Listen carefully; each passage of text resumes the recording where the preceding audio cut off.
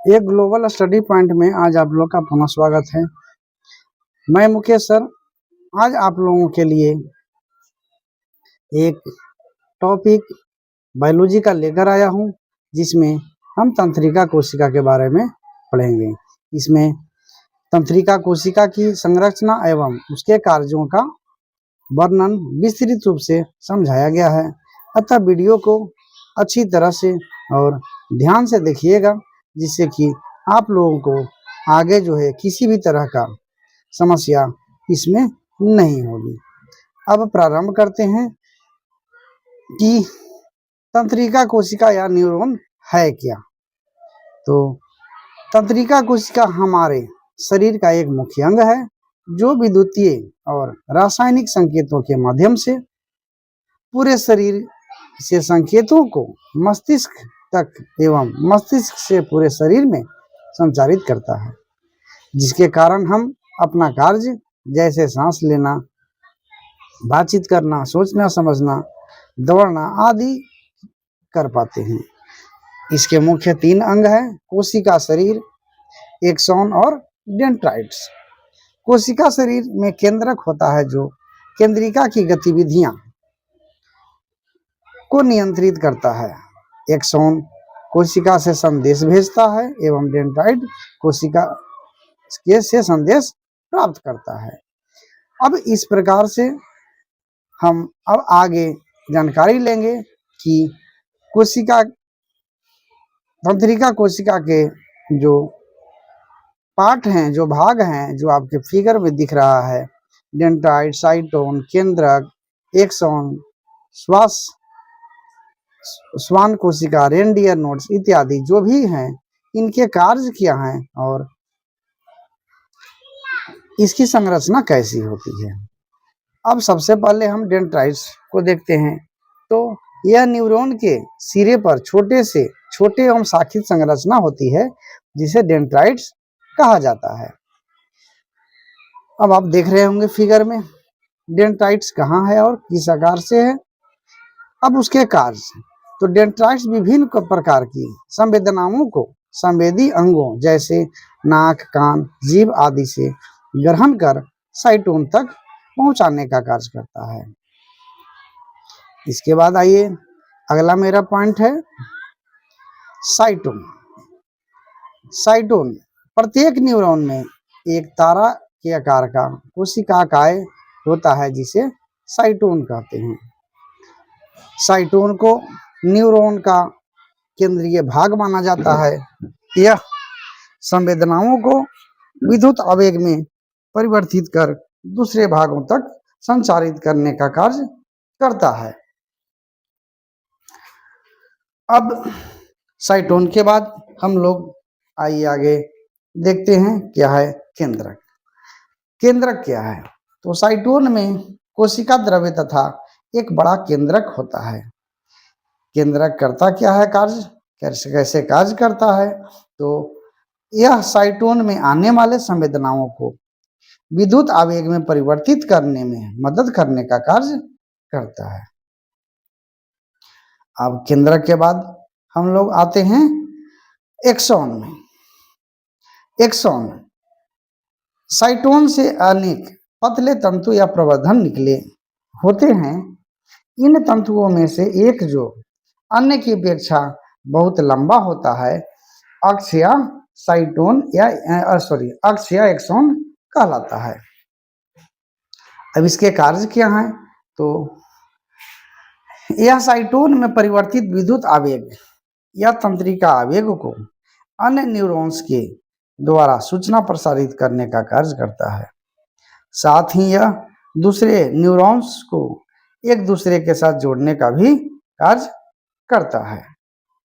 इस प्रकार हम एक्सॉन का कार्य जान गए और अब आगे मेडुलरी या माइलिन शीथ के बारे में जानते हैं। विद्यार्थियों, यह टॉपिक काफी इम्पोर्टेंट आपके लोगों के लिए है। जो बिहार बोर्ड का एग्जाम देने वाले हैं इस बार, उनके लिए तो अति महत्वपूर्ण प्रश्न है, अति महत्वपूर्ण टॉपिक है, क्योंकि इससे जो है कम से कम 1 से 2 प्रश्न आपके आएंगे। तो विद्यार्थियों अपने दूसरे साथी जो इस वीडियो से अनभिज्ञ हैं उन्हें भी इसे शेयर करने का प्रयास करिए और उन्हें मोटिवेट करिए कि वो वीडियो को जो है अच्छी तरह से देखें। एक्सॉन के चारों ओर श्वेत चर्बीदार पदार्थों का एक आवरण होता है जिसे मेडुलरी या माइलिन शीथ कहते हैं। क्या है? जो एक्सॉन था जिसके बारे में पूर्व में हम लोगों ने पढ़ा एक्सॉन, तो एक्सॉन जो है एक्सॉन के चारों ओर श्वेत चर्बीदार पदार्थों का एक आवरण होता है जिसे मेडुलरी या माइलिन शीथ कहते हैं। अब इसके कार्य, तो इसकी चर्बीदार पदार्थों का आवरण तंत्रिका कोशिका को सुरक्षा प्रदान करता है तथा विद्युत आवेगों को एक तंत्रिका कोशिका से दूसरी तंत्रिका कोशिका के बीच तेजी से एवं कुशलता से जाने की अनुमति देता है। इस प्रकार जो है हम जाने की माइलिन शीथ कैसे कार्य करता है। अब आइए आगे, रेनवियर के नोड। मेडुलरी या myelin sheath step by step है, आप उसे अच्छी तरह से देखिए। मेडुलरी या माइलिन शीथ जिस स्थान पर नहीं होते हैं उस स्थान को रेनवियर के नोड्स कहते हैं एवं दो नोड्स के बीच के मध्य भाग को इंटर नोड कहते हैं। आप फिगर में देख रहे होंगे कि रेनवियर्स के नोड्स कहाँ है और उनके बीच जो स्थान है वह कैसा है। अब इसके कार्य, तो यह भी तंत्रिका आवेग या विद्युत आवेगों को एक तंत्रिका कोशिका से दूसरी तंत्रिका कोशिका के बीच तेजी से एवं कुशलता से जाने की अनुमति देता है।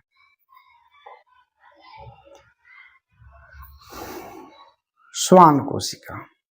माइलिन शीथ के ऊपर एक पतली झिल्ली होती है जिसे न्यूरिलेमा कहते हैं। चपटी तथा लंबवत कोशिकाओं की बनी न्यूरिलेमा को श्वान कोशिका कहते हैं। कार्य, एक एक्सॉन के ऊपर एक झिल्लीदार आवरण के रूप में रेनवियर के नोड्स तथा इंटर नोड्स को पूर्ण रूप से ढके रहती है तथा तंत्रिका तंतुओं की रक्षा करता है। यह कौन है? तो श्वान कोशिका। अब आइए आगे, यह काफी मेहनत से बनाया गया वीडियो है और इसमें जो मैटर डाले गए हैं अलग अलग जगहों से खोजकर आप लोगों के लिए इसे बनाया गया है, अतः ध्यान से सुनिए और देखिए। Axon bulb. अब एक्सॉन बल्ब क्या है? तो एक्सॉन बल्ब जिसे कि टर्मिनल बटन या सिनेप्टिक बटन या एडफुट के नाम से भी जानते हैं, एक्सॉन का अंतिम अथवा पिछला भाग होता है। आप फिगर में भी देख रहे होंगे कि यह जो है कैसा है, तो अंतिम भाग जो यहाँ पर दिखाई दे रहा है बल्ब के रूप में, तो यही जो है आपका जो है एक्सॉन बल्ब है। इसके कार्य क्या हैं? तो यह जो है डेंड्राइट्स द्वारा प्राप्त सिग्नल को डेंड्राइट्स से एक्सॉन में यात्रा करने के लिए एक विद्युत आवेग या न्यूरोट्रांसमीटर का माध्यम बनता है तथा अगले न्यूरॉन्स को संकेत देता है। जो भी संकेत देना होता है, ब्रेन तक जाना रहता है या ब्रेन से शरीर में जाना रहता है, वो संकेत देने का कार्य करता है एक्सॉन बल्ब।